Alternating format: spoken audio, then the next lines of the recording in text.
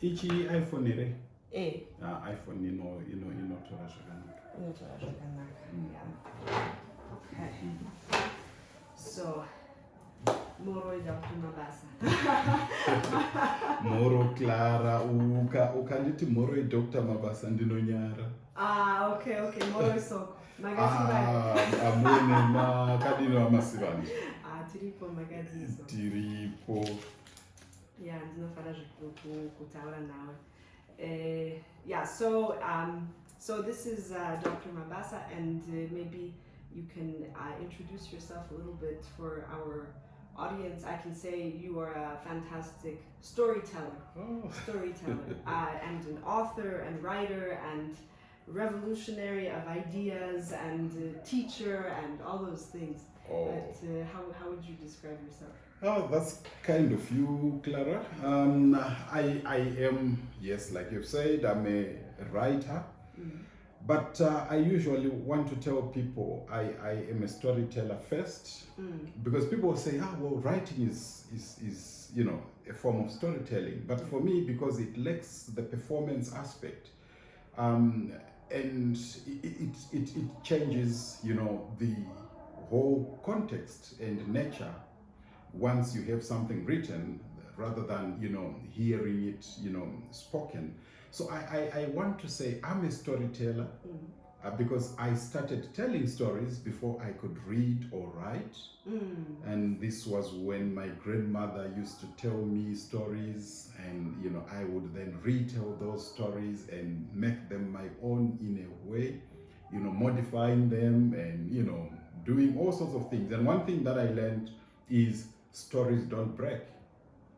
You can add in so many other interesting aspects which were not in the original story, and the story will just live and become something else. So yes, I'm a storyteller. Then I'm a poet sometimes. And then I can also say I'm a writer, and I mainly write novels in Shona for a very specific reason. We'll probably talk about that, but for now, it is something that I really, feel must be done, because if we are to tell our stories in a foreign language, and yet we have our own language, there's such a huge paradox there. Things just don't, make sense. You have your language, but then instead of telling your stories in your own language, you then go on to tell your stories in a foreign language. That process just, let me say, castrates something significant which is supposed to procreate something to ensure posterity. So you choose a language which is not indigenous, which does not speak to your heart, then you are killing your future in a way. Wow. No, that's very deep. And thank you for, in a way, getting right into the things that one of the reasons I love talking to you, and I love hearing your thoughts about this, because and I do realize that we are speaking in English, but you manage to articulate things that I feel, and you articulate them so well, because from a logical perspective, especially these days, nobody saw, I guess you could say, the Global Language Project going in the direction that it has gone. Nobody saw that the reason these days why we would be sticking with English is no longer, an old form of colonialism, but simply because now we say we have Google, we have Facebook, and things are in English, and there's a global conversation that everyone wants to be a part of, and so somehow, we're coming into that. And in the face of that, how do we articulate the necessity for our languages, and then also how do we put that into action, and that also gets at the work of the imagination. Because one of the things, as we've spoken before, my first language is Polish. I find the fact that I speak as good English as I do to be a failure and not a success, as many people will say. But for me, the comfort of growing up and knowing that there's a whole country that operates in Polish, that speaks Polish, where everything is published in Polish, and where it will be very rare for me to sit down anywhere and just have English thrown at me. It's like my spirit can be more settled because I know that there's there's a place. I can go to that place and I can say, there are people who are doing the work of language, functioning, protecting, orienting. Whereas for you don't. You live in a country where people, in a way, can't imagine not functioning in English. Yes, and it's very sad because it is something, or it is a situation that is a result even of our politicians being thoroughly colonized and losing the values and direction of the liberation struggle. Because when you talk of liberation, this is a conversation that I would like to even have with, my political leaders to say, when you talk of liberation, what liberation were you talking about? Because liberation cannot just be liberation, when we are looking at one aspect, which is, being politically free. But liberation must come with, it's a total package, if I may, say that. It should be economic, it should be, social, it should actually touch all the aspects of a people. But then the liberation struggle seems that we went through, seemed to, be focusing more on getting rid of the British. And, once the British are out of the way, we then become, I'll just say we, because then that's what so you begin to see that after independence, the values and visions of our political leaders were for the Africans to become to become a middle class, people who are looking to the West in terms of values, in terms of measures for their success. And naturally, this meant that if one could speak good English, then they were viewed as, high up there in society. And we kind of felt, even for one to get a good job and become successful. So what we didn't realize is when we started talking of, aspiring to become a middle class, income society, basically we were denying ourselves, our identities, our values, and everything that is supposed to be a part of us. And for me, it is probably the biggest tragedy because we need English in certain, forums and so, but if we then hold on to the English such that we have nothing to teach our children or to give to our children, which is our own, but instead what we are giving them is borrowed, is foreign, is something that we don't understand because it does not, belong to us. What are we then bequeathing? It becomes a problem such that, when we get into a global village, it is very important for us to get in the global village with our own identity, with our own contributions. Otherwise, we go into a global village with a global culture, but whose culture is a global culture? It is American. At the end of the day, it's, Western thinking, Western values, the colonization, of everything. So it becomes, a problem. And I think, this is what I have decided to do personally. Much as there is, money to be made when I write in English, because this is the other problem, the incentives that come or that are there when I write in English are so enticing. But then I get a feeling that, I go back to the Bible where Jesus says, what shall it profit a man if he gains the world and loses his own soul?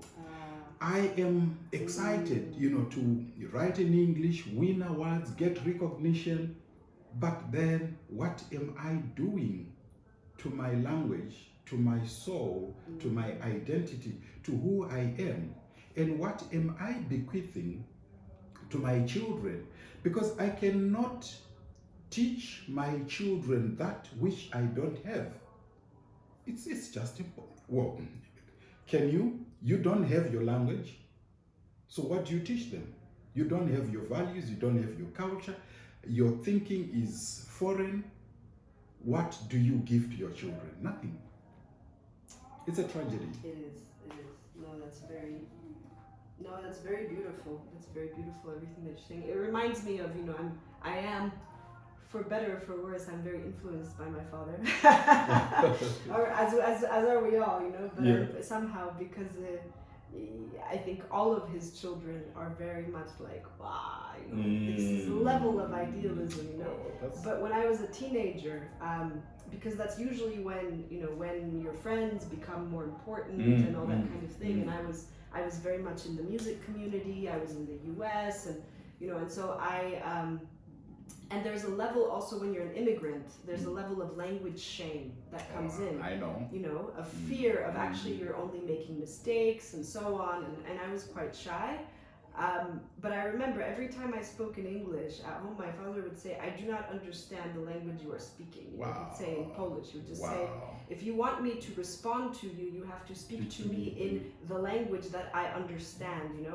And there's something about that like instead of, again, I really respect my father for seeing through the whole thing of like trying to assimilate so that Americans like you, and he never did that because he was always looking deeper and into the truth of things, and I really respect that. I like your dad. He's yeah. No, certainly, because I think what your father is probably was noticing and probably still notices is exactly what Bob Marley said. Until the philosophy which holds one race superior and any other inferior, and so it's not just about race, but race comes with other things, language, values, and so forth. So here is a man who says, I am Polish.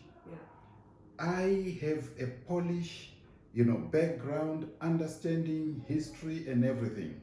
And it is that which is so true and sincere. Yes. When you try to embrace something that is not your own, you are fake. Yes. You can never say, hey, because then an American will come and tell you, look, you will never be, because you know who you are. And deep down in your heart, you know it. You will feel it. I'm trying, but I will never, be part of this group or part of these people and their way of thinking. Yeah, it's that thing of I guess you could say faking it or so on. But there's also the fact, that's part of, I think, again, I share the appreciation that you have and the intuitive understanding that language is not just language. It's not, and unfortunately a lot of academics, or maybe it is Western thinking, that has diluted language to human beings used to be monkeys and they needed a way to pass things to each other. But in Polish culture, our language is our church. It's because we were also, we were run over, our land was occupied for hundreds of years. There was no Poland. But there was a language, and there were poets who were writing in Polish, and because of that, it's our sacred thing, So, and it has a music to it, and it's that music, that sound of the language that actually I would even so far as to say, whether you can say that it wakes up the spirit, it wakes up your DNA. There's something about even listening to Polish. Maybe you don't understand what it's saying to you, but you wake up, you're like, there's something of me in that, And I feel like that's also what you're doing with Shauna, and the direction in which you're going, waking up linguistically. Absolutely. And, you know, unfortunately, the tragedy that we have is when you are taught to hate your own, such that you end up not even, you know, having, or you lose that, I'm trying to find the English word where, you know, that connection, that, no, you know, I'm trying to, you know, when, it's like when I was, you know, a visiting scholar in Canada, you know, Canada is, I was in Winnipeg, so far away from home, I don't know how many thousands of kilometers. So I was there for 4 months. I'm, you know, a storyteller and writer in residence. I'm sharing and I was missing home. And then I tell you, here is a story that happened during that time. One day I was just walking, you know, I can't remember where I was going. And then I hear these two women in front of me speaking in Shona. I tell you, you feel like screaming. Yeah. You know, you feel like, you know, hugging them. And because, so you know, to go back to your, you know, the word that you use, that, you know, to you language is your religion. Did you say your religion? Yeah, our church. Your church. You know, for me, I think I was feeling, maybe I would say, I was not well spiritually, but just hearing my language being spoken healed me, and, you know, lit up all these bulbs that had, you know, stopped working, you know, and there was, hey, Murikumusha, and you're like, you know, and, you know, we started talking. What are you doing, Murukite Kuno? Hey, and this, and that, and that, and that, and you know, you must come for dinner. We must, we know. Yeah. What is it that made that connection? It's just language. It's just language, yeah. And you forget about everything else. Suddenly that connection becomes, but it's a form of therapy. It's something that makes you complete. And when you've been speaking in English for a long time, you begin to feel tired. And I think you remember probably, I told you this story that when I was in the United States as a Fulbright scholar, for 1 year, I had a very busy schedule. I was, you know, moving from, you know, place, school, this, you know, telling stories, talking about Africa, explaining this and that. And then one day I was supposed to address, you know, a full auditorium, and I forgot that I was speaking in English, because all of a sudden I lost my English. I started talking to the people in Shona, and I hadn't realized for how long I spoke in Shona until I saw their blank faces. I'm like, what's happening? And then I became aware that I was speaking in my mother language to a foreign group of people, and they were looking at me saying, what is he talking about? So I later on realized there was an element of fatigue, and then naturally I think my body decided to go back to its factory settings. So these natural factory settings, you know, were kind of affirming that you are not living the life that is the real you. So we go back to the fake. You know, you are borrowing, but you can only borrow up to a certain point. You cannot, you know, ditch that which is you and say completely, I have become this, because that which is you, which is the original, which informs who you are, will actually continue longing for you to come back to it. So it's more like, you know, an aeroplane that has taken off. I'll probably use the analogy of, you know, US fighter planes, which are on those huge, you know, ships. So they take off. but they must come back and dock. They cannot continue flying for 10 days, 15 days, a month, or forever. Because they don't, yes, much as they can, navigate, and they will run out of fuel, but also they must come back for service. So I can say, to me, language, begins to play that part. Language is very important because, even when I'm dreaming or when I want to express the deepest of feelings, the deepest of emotions, it has to be, in my mother language. Yeah, no, there's a form of intimacy there. Absolutely. But I have to say, I love that story about you in Arizona, because to me, the other part, besides like what you're saying, all those things about fatigue and so on, coming back to yourself, there's something, and I don't know, there's a certain kind of maybe attitude towards language these days, which I find to be immature, which is that it's on you to make yourself understood, to me, which is, it is American. As much as, America offers all of these opportunities, it also, it's made up of absorption and of what it is capable of absorbing, So for example, it will say, okay, fine, Ubuntu, okay, explain the concept to me. Oh, I like that, so I will absorb it, somehow express it in my own ways. I guess we all kind of do something similar.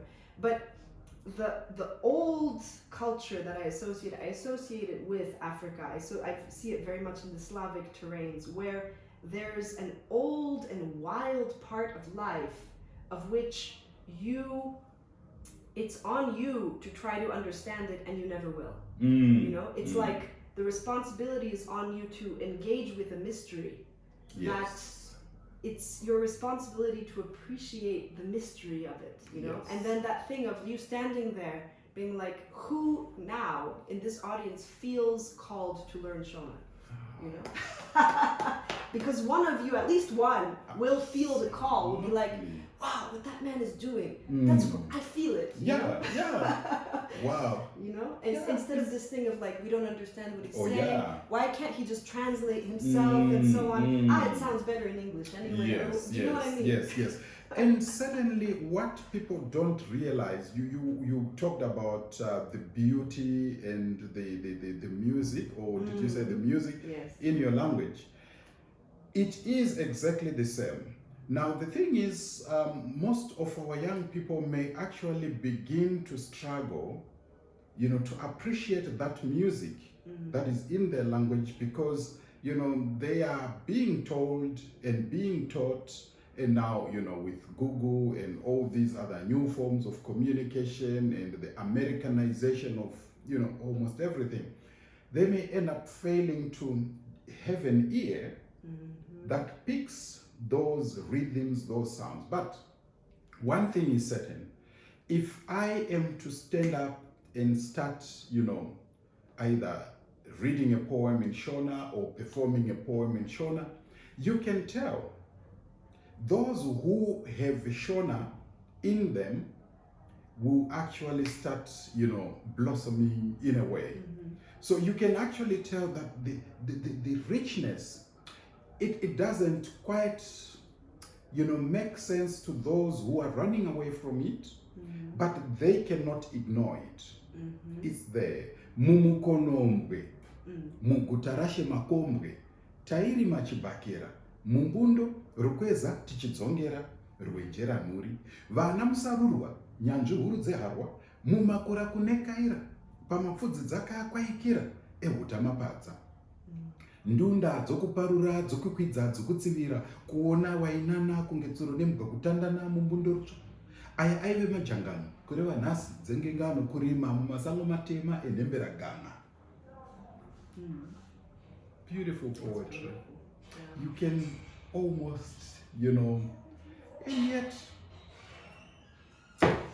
we are losing this. Are we? Please say no. I guess maybe we need a cultural revolution. Ah.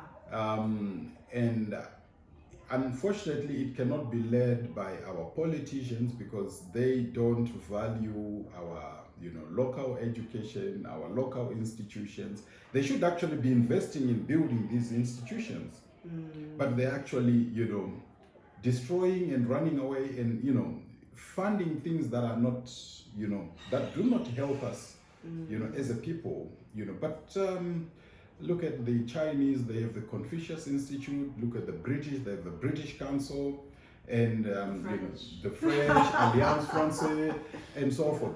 And yet, all we do is to just say, it's just good to have, an iPhone, it's good to drink Coca-Cola, it's good to have Dolce Gabbana, Gucci, and so forth.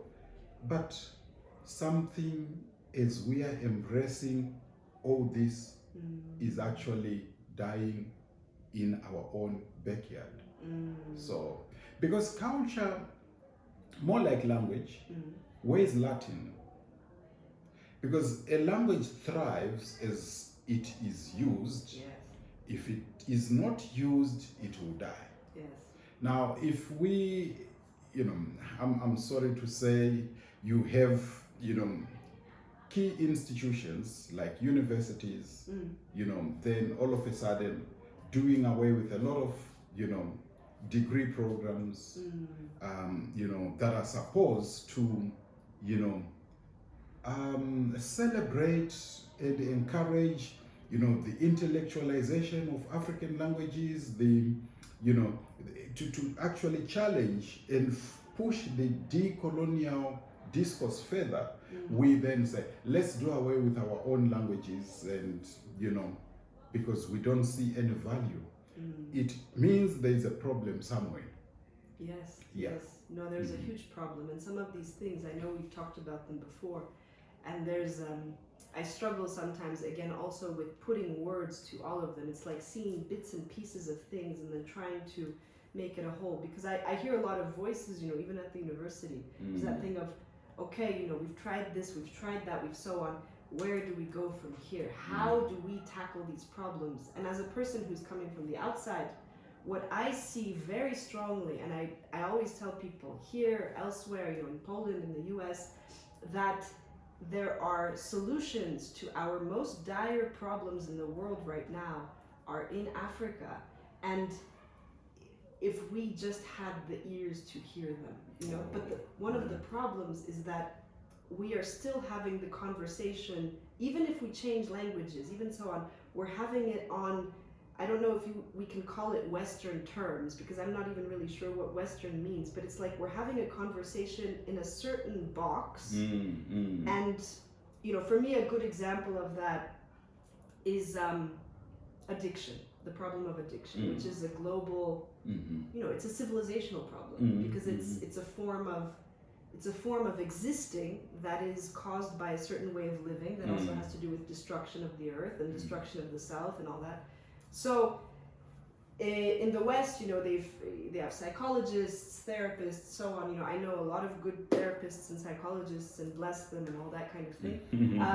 However, that actually has shown not to work. So here I hear people say, we have this huge problem of addiction right now. We need more, but unfortunately in America people have rehab centers, they have psychologists, but here we don't have those things. That's why we can't deal with them. Whereas in America, the number one thing that actually helps addiction versus all these other things that simply seem to, they engage the problem, but they don't necessarily solve the problem, is a plant that comes from West Africa. And it's called Iboga.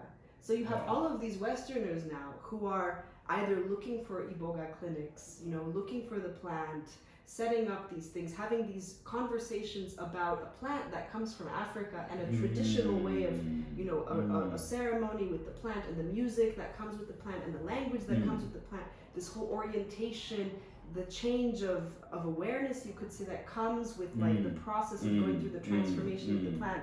And they're saying, and that heals addiction. And in the meantime, within Africa, you're having a conversation about trying to bring more psychologists and rehabilitation centers. And isn't that ironic, I can't help some of the things that I see. I just see these things, It all goes back to who has defined development, Yes. or what is development, and who taught us that, you know, when you are developed, then you now have the following things in your life. Because this actually takes me back to the issue of Africa being defined as primitive. Yes. Now, this is also part of the reason why you find a lot of Africans are trying to run away from being African, because they have been told that, you know, if you become Western, you become sophisticated and you become smarter and you become all that. But we go back to the point that I was, you know, raising, where in the simplicity, it's actually deceptively simple. You look at, you know, African way of life, African way of doing things. It could be medicine, it could be thinking, it could be, you know, their solutions to, you know, criminal or whatever problems. Yeah. Yes, their laws. It's very much, you know, suited to, you know, Africa, and it is actually effective. But then somebody comes with a Eurocentric view, and they are coming in without an understanding of the social structure and social organization, and they'll just come and say, this is wrong, this doesn't work, this is primitive. But what then happens is we then see us, you know, throwing away the baby with the bathwater, because we are now saying, oh, you know, this has been labeled primitive, this has been labeled, you know, wrong, therefore let us abandon it. But the moment we are abandoning it, what are we replacing it with? We replace it with something that we are not familiar with, something we don't even understand, something which, you know, is actually not organic. So we are forcing certain systems in a system that has always functioned. So we're saying, remove the system that has always been there, replace it with this. So you find then that because most of our problems as Africans are actually, you know, because we are borrowing and embracing a lot of things that we don't understand. So as a result, you have this disconnect, this, you know, mismatch. And because we have the solutions among ourselves as Africans, but we are actually running away from those solutions because we've been told that they don't work, we are left exposed. And it becomes just, you know, very difficult. This is where, I don't know whether you've read Alan Patton's Cry the Beloved Country, and he's saying the tragedy is not that things are broken. The tragedy then becomes that they cannot be mended. Because I think Chinua Achebe asks a question. We need to, you know, remember where the rain started beating us. But when the rain started beating us, we were too far away from home to remember, you know, the shelter that could actually keep us dry. And so we've continued walking in the rain, but there is need for us to say, hey, remember, this is how we used to do it. This is who we are. It's, you know, for how long? Actually, this is part of the reason why I had to write my PhD in Shona. Yes. For how long will we pretend or assume that knowledge is knowledge or considered good, effective, when it is in English? Wisdom does not always speak in English. We have so much wisdom, you know, in our own indigenous knowledge systems. It's just amazing. But because, you know, again, colonialism taught us, without understanding us, they just said, no, this doesn't work. This is primitive. This is pagan. This is wrong. This is... So in the end, because you are now talking of a new social system of, you know, capitalism, where the rich, you know, or where those who are working and earning money are rewarded. everybody suddenly says, okay, that's the way to go. So will we find the way back? We need to find the way back, but it requires a huge effort. And we need to actually start having conversations that are accessible among ourselves, instead of our academics doing research that is funded by VW, funded by Kellogg, funded by these huge organizations. But this research doesn't speak to the issues and problems that we're facing on the ground. So we end up saying, oh yeah, he's a professor and he has this funding. But if the funding is saying if the funding is setting the agenda for you, then I don't think it's good funding. Because then it is actually saying, ignore the issues and problems that are urgent, that you feel need to be addressed, and on the agenda, place those issues which interest us. And it becomes a problem. Yeah, no, it really does. I mean, I agree with all those things, and it presents those interesting, because when you were talking, I was also thinking about the courage and creativity that we are all, in a sense, now we need to engage, because like what you said, it's I think none of us expected the world to go where it has gone, and then and then this pandemic and so on, and then this online thing now, and things are going in a certain direction. Maybe certain people expected it, I don't know, but it's like now there's a form of going back and going forward simultaneously that has to happen. That is a form of creativity, because you can't go back.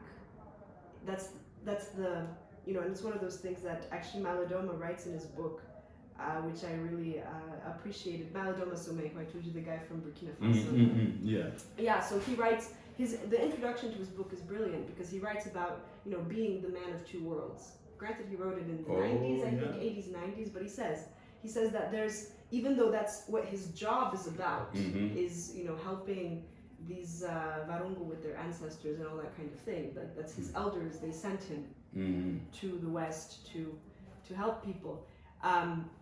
There's some level of like irreparable pain that comes with the rip. That he says that once you have encountered that other world, that's it. You can never go back to a certain form of innocence. You can't, and you shouldn't even want to or try to, because you just can't. And now you have to be creative with whatever it is that you have. You have to make it into something that is your own, something that you can give to your children, something that you can give to posterity, which is what you're doing with these novels also, and and with your approach, in a way you could say, attitude. Oh yeah, thank you. Yeah, because I think even that which we refer to as traditional has not always been, traditional. Exactly. We are always, in constant, movement. The Shona have a proverb, kari, agari, ari kari, which, well, I would probably say the past does not always remain the past. It means, these are people, this is ancient wisdom, but these are people who are acknowledging that, you need to, be like Eneke the bird, who is in Chinua Achebe's novel, Things Fall Apart. Learn to, adapt, and, move and survive. But as we move and, as we adapt, we need to do that in a very clever way. Yes. Which allows us to draw from who we are, which allows the global culture to actually identify us as Africans, as people who have their own culture, values, ways of thinking, and also who can make a contribution to the global culture. Yes. It cannot be all about, you know, because this actually the globalization and global culture, you are basically talking of capitalism. So, but within capitalism, and you know, capitalism has no sentiments.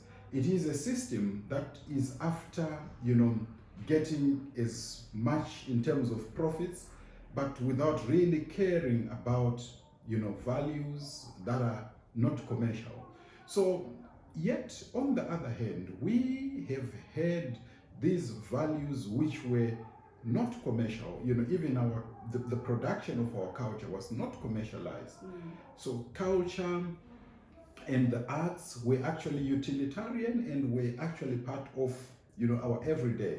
So how then do we go back to navigate those processes, especially when the architecture of colonialism, you know, did a lot of, you know, messing around, moving things around, and gave us something that is, you know, not quite the original. Yes, we can look at, you know, ways of hybridization, but how much of that hybridization is actually part of who we are? Because do we really understand that past, that culture, that heritage that we are supposed to have, when we've been taught to actually hate and run away from that, you know, culture and heritage? It becomes, you know, something that requires us to sit down, to be intentional, to be deliberate, basically, I guess, intentional, deliberate, you know, to plan and actually find ways of maintaining and sustaining, well, these conversations, like, you know, the conversation we're having, you know, giving us, you know, ourselves opportunities to collaborate, to explore and experiment and see how we can, you know, improve, you know, on that which is, you know, our culture and our tradition. As a writer, I don't, you know, write the same way that, you know, the first generation of Shona writers wrote. And even when I create, I'm very much influenced by the world of storytelling, magical realism. You read my story, I'm sure. I love that. It is actually a big asset that we're not actually making use of. Yes. Okay. Yeah. That's, what do you mean, not making use of? I think we need to, you know, this is why I was saying we need to be intentional. We need to, you know, understand our culture, our heritage, our languages, so that we borrow or we tap and realize that there's so much richness in there, and actually use it to recreate. Now, without, you know, without that understanding, without that history, that heritage, you know, where do you you know, what are you anchoring your creativity on? It becomes difficult. You need to anchor your creativity, even if you're going to innovate, to, you know, hybridize, but there is something that's anchoring your creativity, something that, you know, gives your creativity that uniqueness, because that's you know, basically that's diversity. We cannot, you know, all be, you know, well, you talked about the Americans. I'm just trying to find the right word. You know, mono. You know, they are a monoculture, monolingual. You know, people. If you don't speak or understand, you know, American English, they don't. You know, even, you know, Spanish, which is close to them. You know, they don't quite, you know, understand. So it becomes very difficult. But we are coming from a place where we have a rich heritage, which, you know, we should actually take advantage of before Disney, which actually has already started coming to Africa to, you know, borrow. I don't know whether it's borrowing, but again, you go back to capitalism to, you know, take. Yes.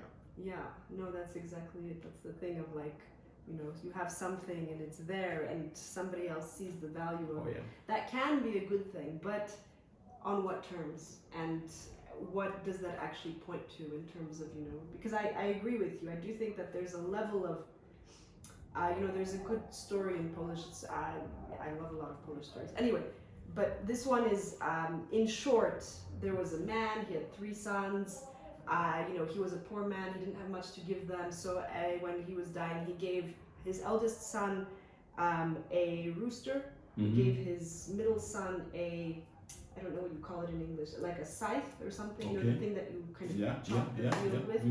And then the third son, he gave him the cat. He had nothing else to give.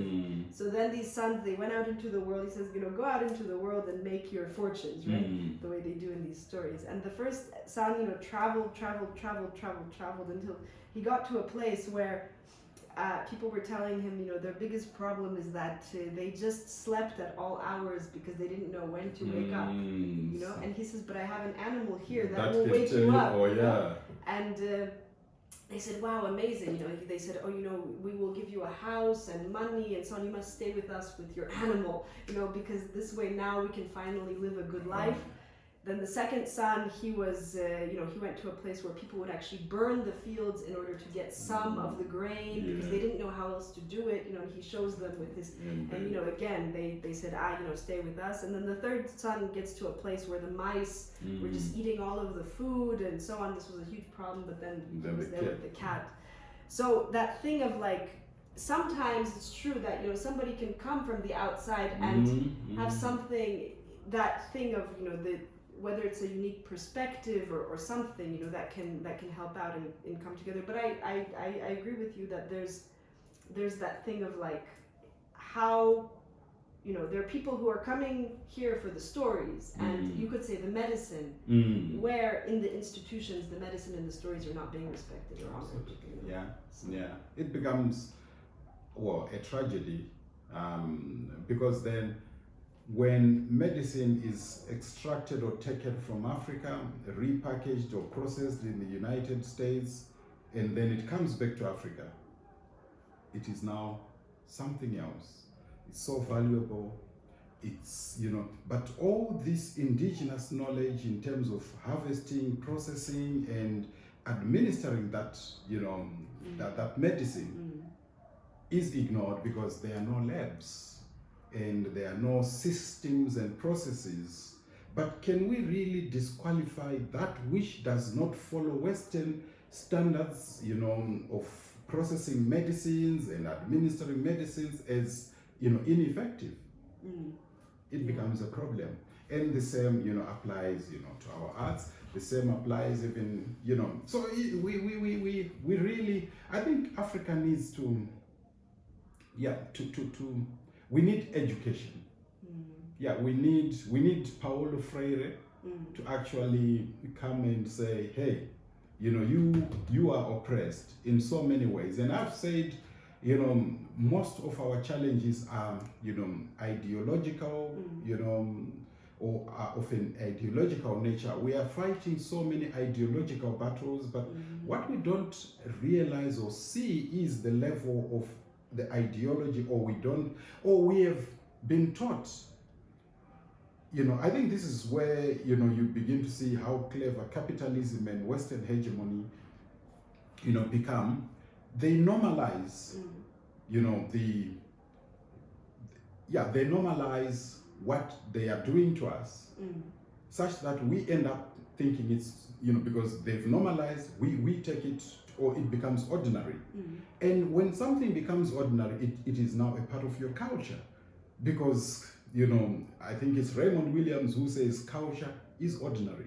So if certain ways, Western ways of doing things become ordinary, suppose the business of, mass consumerism, we're always buying and shopping and buying online, buying this and that, even things that we don't need, because we've been taught by adverts, that we must go for this, you must have this and that. So it becomes, a very difficult thing for me to extract you from something that has become ordinary. In any case, culture is created.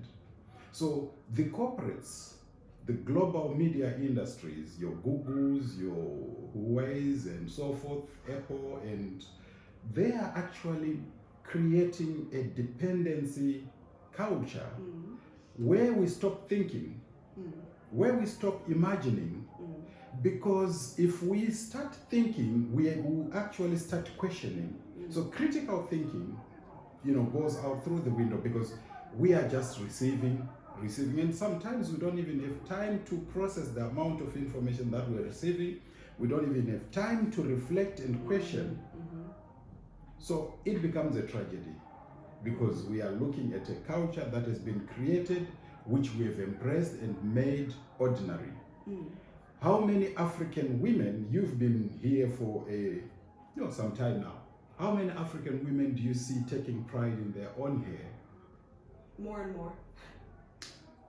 More and more. I would want to investigate that. Yeah. Because I'm seeing, I wonder how much we are spending, buying these, Brazilian, Peruvian, Indian, and processed synthetic. Yes. But something is wrong. No, I completely agree with you. Yeah. I completely agree with you. And then, I don't know whether you've seen, nails that are almost... Yeah. That's not practical. How do you peel an orange? How do you, it means you are valuing beauty and looks more than, you are actually being practical. How do you eat sadza?